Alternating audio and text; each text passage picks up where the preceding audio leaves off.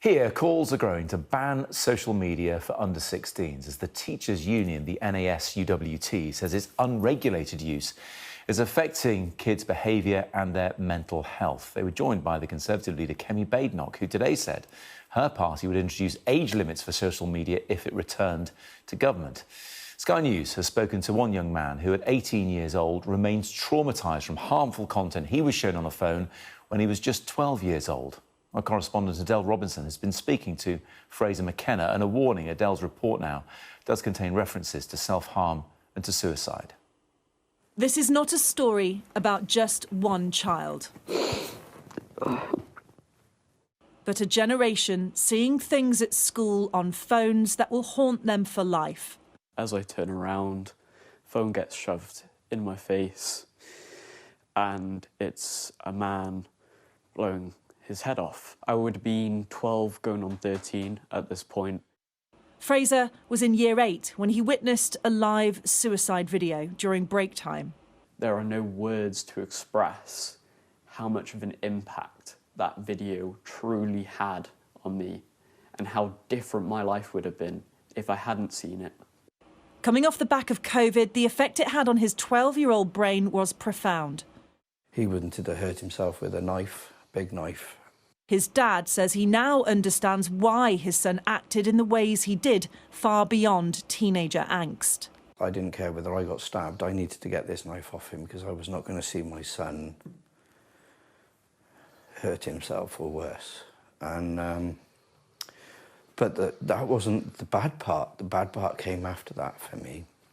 When I restrained him, and he was in such a rage that he was still fighting back, and I had to accelerate the restraint, and it was hurting him, and he stopped.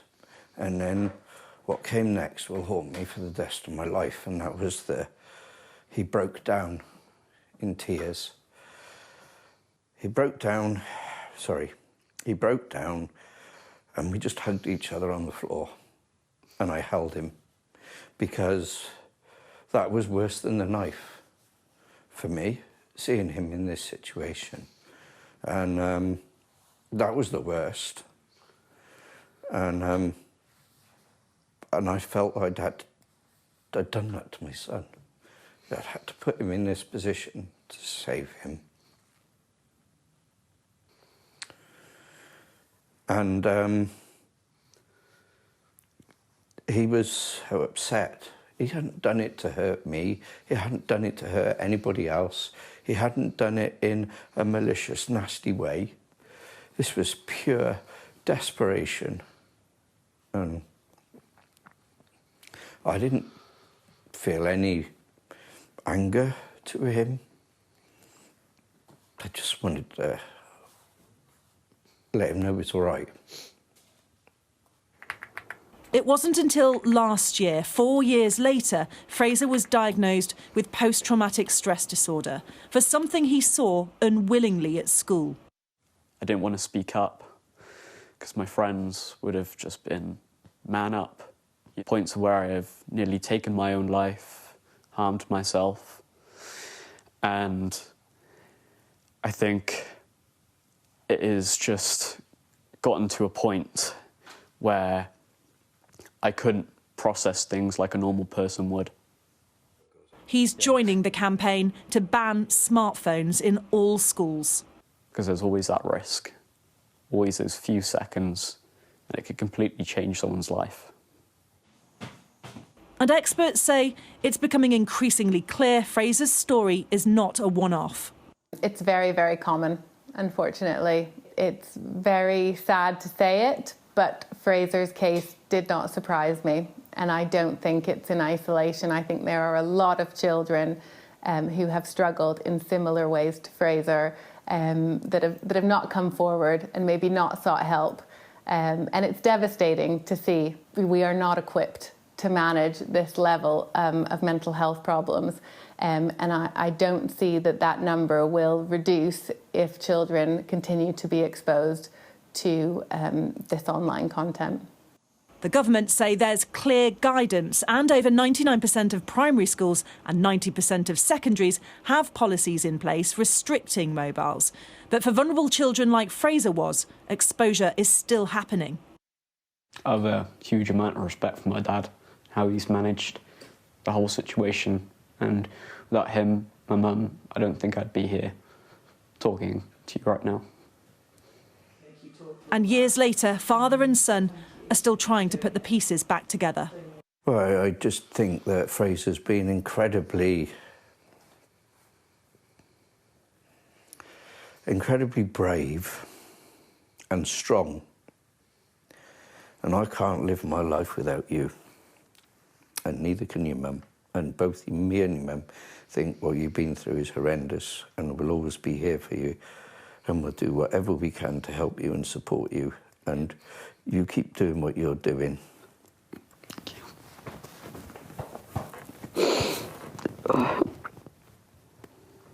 Adele Robinson, Sky News. Well, that is clearly powerful and emotive stuff. And if it affects you, or if any story does, in fact, you can contact the Samaritans at any time on 116 123. You can email joe@samaritans.org as well. Joining me now to discuss this issue is Charlotte Ashton, co-founder of Generation Focus. Charlotte, good to see you. Just remind people what Generation Focus is all about. Generation Focus is a campaign to remove smartphones from schools as a matter of urgency so that our children get the protection from online harms, so that children aren't exposed to horrific content like the video that Frazer saw, and that they have the freedom to concentrate on their friends and on their work during the school day. Which there isn't legislation around, but I know from personal experience a lot of schools are having kids not take their phones in, or they're being put in those kind of envelopes so they can't access them during the day. A lot of schools are doing this anyway, aren't they? No, not really. We think at least 80% of schools are using what's called the no see, no hear policy. So that means that children are allowed to bring their smartphones into school with them. They're allowed to keep them on their person, but they have to have them off and in a bag or in a blazer pocket. And that simply doesn't work. And that's why the guidance is failing. Schools are absolutely within the current government requirement when they use no see, hear policies, but we know that they don't work. And at the end of the day, all it takes is that. All it takes is 30 seconds of a child putting a device in your face and you see something you can't unsee. And we know that children are routinely being exposed to really horrific content, stuff that you and I haven't seen, stuff that the majority of parents would struggle to cope with. So beheading videos, fatal accidents, fatal shootings, violent pornography.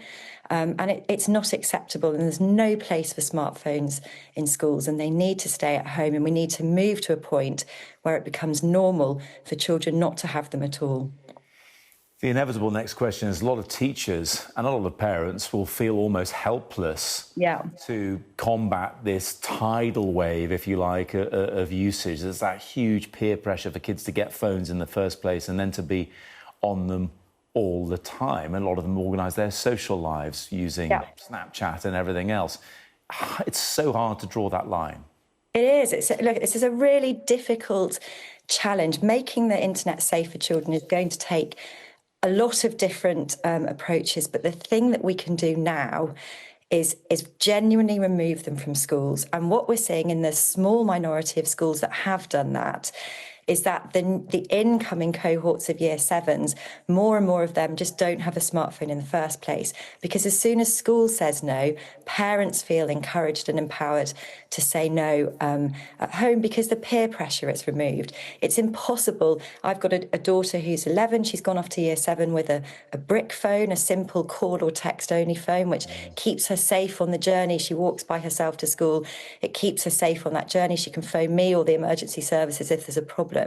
That's all that children need, and we need to make it the norm for them not to have these devices because they're not safe in their current form, and they are routinely exposing children to material they are not developmentally ready to handle. I don't think any of us adults are ready to handle some of the stuff that they're seeing. No, that's a very fair point. We all know there's plenty of disgusting things out there on the internet. Would you like to see an Australian-style approach where we've seen, well, they say it's not a ban, they say it's a a pause, if you like, but at the same time, until 16 kids being prevented from accessing social media. Would you like to see that happen here? Absolutely, 100%. But that doesn't go the whole way to addressing the problem.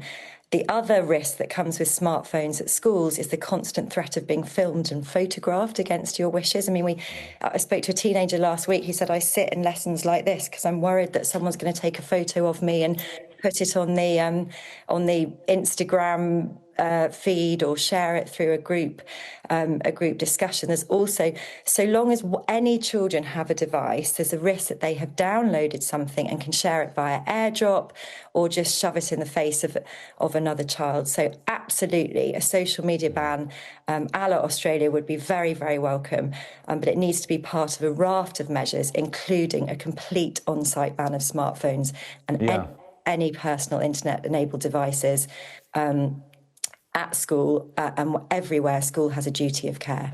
The final question, Charlotte, I mean, we think about Frazer's experience. You talk about it takes nothing for a kid to hold up a smartphone with something on it to show someone else. I mean, so far we've been talking about schools doing something, governments doing something, what they're doing in Australia. Is there enough discussion with the children themselves about the potential impact of this? I know you say you've got an 11-year-old, I've got teenagers. They've been through this stuff. Their brains aren't quite developed enough to understand longer-term impacts of stuff. But is there any approach like that happening? I mean, yes, I think increasingly parents are talking to their children about this stuff at home. And I know that schools are making huge efforts to do online safety. But it's not fair to put it on that parent-child relationship. And at the end of the day, it's difficult for children to talk openly to us about what they're seeing. We know there's a disconnect between what us parents think they're experiencing through their smartphones and the reality, because they don't want to get their friends into trouble. They don't want us going into school and kicking up a fuss. Understandably, it's embarrassing. And the other thing to say, and I've thought deeply about this, how do I handle this with my 11-year-old? If I say to her, look, darling, don't look, if a child does that, just look away. That's not fair. It's impossible. It's like driving past a car accident and not looking. It's human nature to look. So we need to remove these devices so that the risk is just simply not there. And they're given the protection and the freedom that they deserve. Charlotte Ashton from Generation Focus, appreciate you joining us here on Sky News this morning. Thank you. Thanks, Matt.